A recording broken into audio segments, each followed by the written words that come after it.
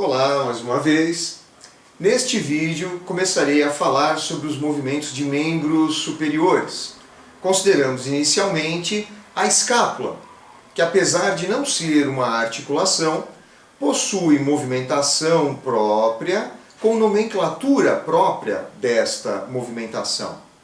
Uma observação importante: os movimentos de escápula deslocam a região conhecida como ombro, porém, nós vamos considerar movimento de escápula.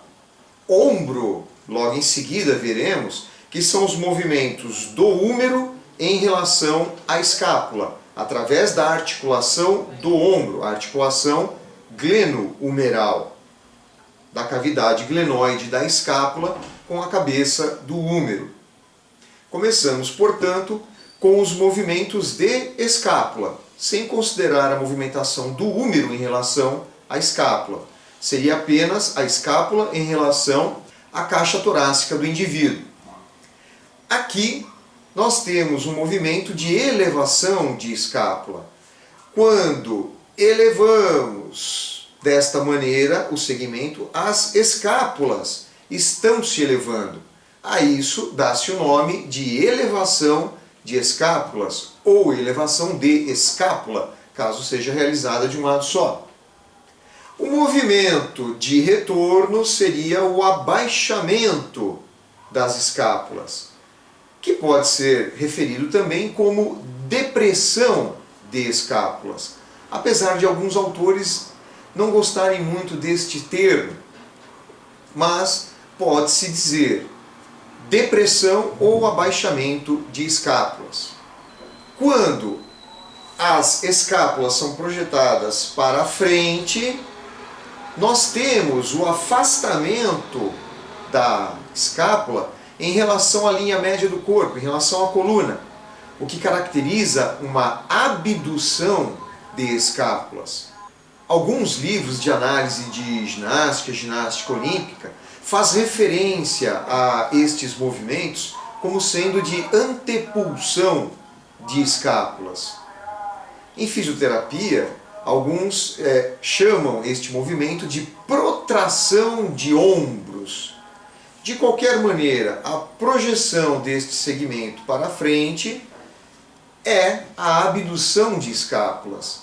Se você procurar nos livros de anatomia, você encontrará muito provavelmente os músculos abdutores de escápula. Mas é importante fazer a relação de uma nomenclatura alternativa, que muitas pessoas utilizam, com a nomenclatura essencialmente anatômica, que fará referência aos músculos que promovem o movimento. Portanto, os músculos que fazem a antepulsão ou a protração dos ombros são os músculos abdutores de escápula. O movimento contrário, no sentido oposto, onde as escápulas se aproximam da coluna vertebral, como aqui, por exemplo, nós teríamos nesta aproximação das escápulas à coluna a adução de escápulas, ou a adução escapular. Seria o movimento contrário, de retorno, que em ginástica muitas vezes é referido como uma retropulsão. Em fisioterapia é referido como uma retração de ombros. Temos ainda o movimento que aí tem uma nomenclatura bastante controversa, onde parece que os autores não chegam a um consenso. Não entrando no mérito dessas divergências, eu vou passar a nomenclatura que eu considero um pouco mais adequada, uma nomenclatura que gera um pouco menos de dúvida. É quando existe a elevação com a inclinação da escápula. Aqui eu procuro deixar o húmero na mesma posição em relação à escápula e fazer o movimento com a escápula e não do húmero em relação a ela. A escápula se eleva e se inclina, o que um autor sugeriu chamar de inclinação superior. ela se eleva e se inclina, e quando se eleva, se inclina desta maneira, o que eu acho bastante pertinente, esta nomenclatura de inclinação superior de escápulas. O movimento de retorno seria a inclinação inferior.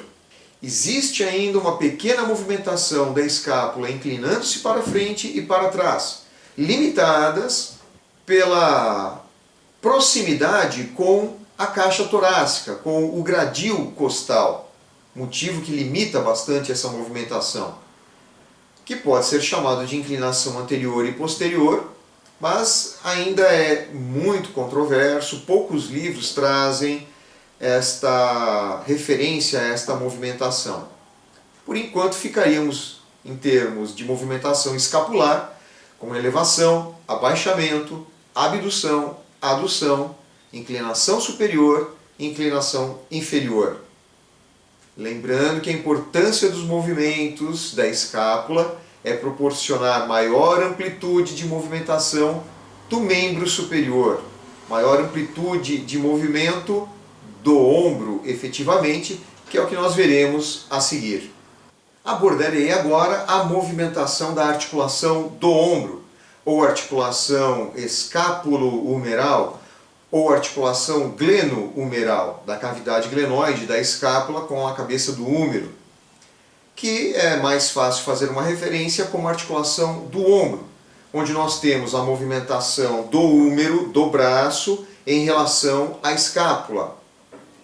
Os movimentos que o ombro realiza, em teoria, são os mesmos que o quadril realiza. Vamos verificar. Nós temos aqui uma flexão de ombro, aonde existe a elevação do braço à frente. O movimento de retorno seria extensão do ombro até a posição anatômica. Alguns autores consideram que a continuidade do movimento projetando o braço para trás ainda seria chamado de extensão, enquanto alguns outros autores diferenciam, chamando de hiperextensão de ombro. O que nesse caso eu acho bastante válido para fazer justamente essa diferenciação. Nós teríamos na projeção do braço para o lado a abdução de ombro. O retorno seria a adução do ombro. Teríamos ainda a rotação interna, que é mais facilmente verificada através da manutenção da flexão do cotovelo. Caso contrário, o movimento fica mais difícil de se perceber. Quando flexionamos o cotovelo e projetamos a mão para o lado de dentro, a mão vem para o lado de dentro e o ombro realiza uma rotação interna. Lembra do quadril que o pé era projetado para dentro através da rotação externa do quadril, quando o joelho estava flexionado? Aqui no caso do ombro, não tem essa contradição. A mão é projetada para dentro através de uma rotação interna de ombro. Quando projeta-se a mão para o lado de fora, nós temos uma rotação externa de ombro. O húmero está girando para fora em relação à linha média do corpo. Além dos movimentos de flexão, extensão, hiperextensão, abdução, adução, rotação interna e externa, e lembrando que não importa com que amplitude você realize esse movimento, nós podemos ter vários graus de flexão e abdução de ombro, por exemplo. Um pouco que o movimento seja realizado, uma ligeira flexão, uma ligeira abdução, ou uma abdução total, uma flexão total de ombro. O ideal seria, para uma maior precisão, fazer referência a quantos graus de flexão de ombro, quantos graus de abdução de ombro o indivíduo está realizando. Além destes movimentos, nós temos um movimento de circundução do ombro, caracterizada pela trajetória em forma de cone durante a realização do movimento. Esse movimento de circundução pode ser realizado com o braço projetado à frente, ao lado ou acima. Um outro movimento, que inclusive tem uma certa controvérsia, seria o movimento do ombro flexionado. onde nós teríamos, a partir de um ombro flexionado, a projeção do segmento para a lateral, caracterizando uma abdução realizada no plano horizontal. Daí o nome de uma abdução horizontal de ombro, o que alguns autores chamam de extensão horizontal. O movimento contrário de aproximação do segmento à linha média seria, portanto, a adução horizontal de ombro, ou, como alguns outros autores chamam, a flexão horizontal de ombro. São estes, portanto, os movimentos possíveis de se realizar nesta articulação, lembrando que existe uma combinação infinita entre eles, que é o que garante toda a riqueza de movimentação das articulações do corpo humano. Bom, vimos os movimentos de ombro e os movimentos de escápula. Vamos ver agora a relação existente entre os movimentos destes dois segmentos.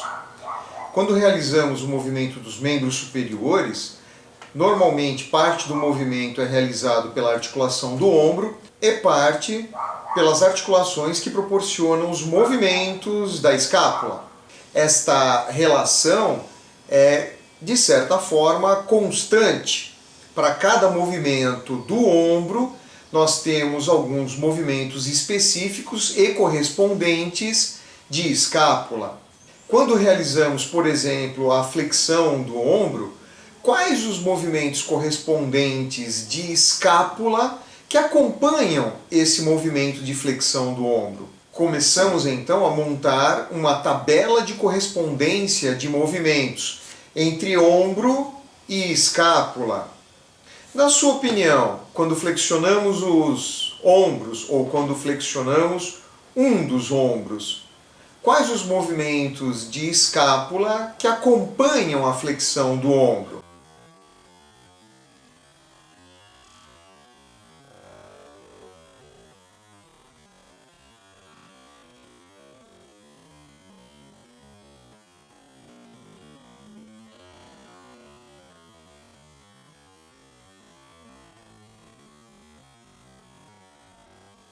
Uma flexão de ombro prevista na literatura como tendo uma amplitude ao redor de 180 graus acompanharia os seguintes movimentos de escápula. Como na flexão de ombro nós temos a elevação do segmento, as escápulas acompanham esta tendência e se elevam. Portanto, durante a flexão do ombro, nós temos a elevação das escápulas. Quando as escápulas se elevam, elas realizam também uma inclinação, chamada, neste caso, de inclinação superior. Quando é feita uma flexão de ombro de 180 graus, de 0 a 90, o membro superior é projetado para frente. As escápulas acompanham essa projeção para frente através de uma abdução de escápulas. De 90 a 180 graus, o segmento vai para trás. As escápulas acompanham, realizando uma adução de escápulas. Portanto, nós temos numa flexão de 180 graus de ombro, uma elevação com inclinação superior de escápulas. E de 0 a 90 graus da flexão do ombro, nós temos uma abdução de escápulas. E de 90 a 180 graus desta flexão de ombro, nós temos uma adução de escápulas. Na extensão do ombro, nós teríamos um abaixamento e uma inclinação inferior de escápulas. E na extensão do ombro de 180 a 90 graus, nós teríamos uma abdução de escápulas e de 90 a 0 graus, uma adução de escápulas. Na abdução do ombro, nós teríamos quais movimentos de escápula acompanhando?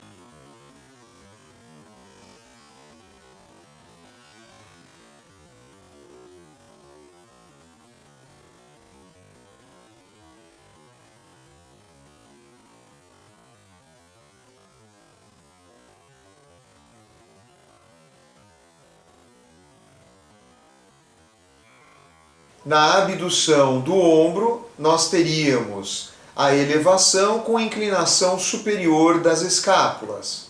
Na adução do ombro, nós teríamos o movimento contrário, ou seja, o abaixamento com a inclinação inferior das escápulas. Com isso, vamos montando o nosso quadro de relação de movimentos entre ombro e escápulas.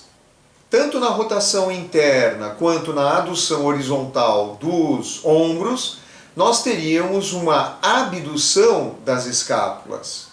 E no movimento de rotação externa ou abdução horizontal de ombros, nós teríamos uma adução de escápulas. Completamos assim, portanto, o nosso quadro resumo.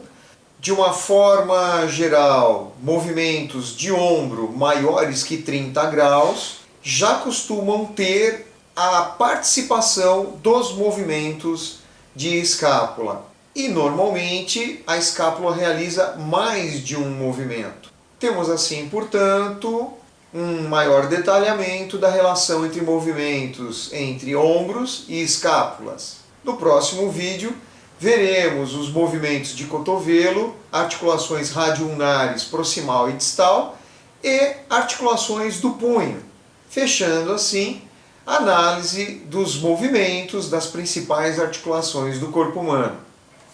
Até lá!